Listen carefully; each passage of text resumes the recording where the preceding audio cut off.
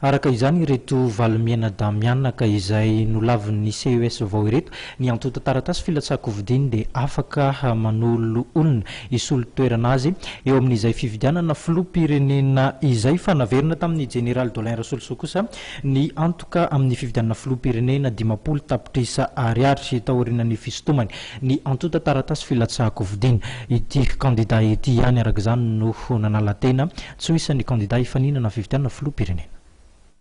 Nanala ny antota taratasy ny amin'ny maha-candidat amin'ny fifidianana filohan'ny républicain ny généraly Rasolso Dolin araka ny vaovao avy eny amin'ny fitsarana manokana ny misahana ny fifidianana ny CES noho izany dia miverina amin'ny ihany koa ny antoka 50 tapitrisa ariary napetrany niaraka tamin'ity antota taratasy filatsako vidiana ity.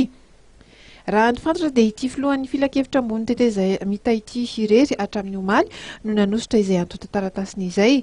Dididy tsy volana navoakan'ny filohan'ny teteza mita moa no nahafahany naka ity fanapa-kevitra ity. Mbola manana hatramin'ny 20 aogositra kosa ireo kandida hafa ahafahany manala izay taratasy filatsako vidiana izay.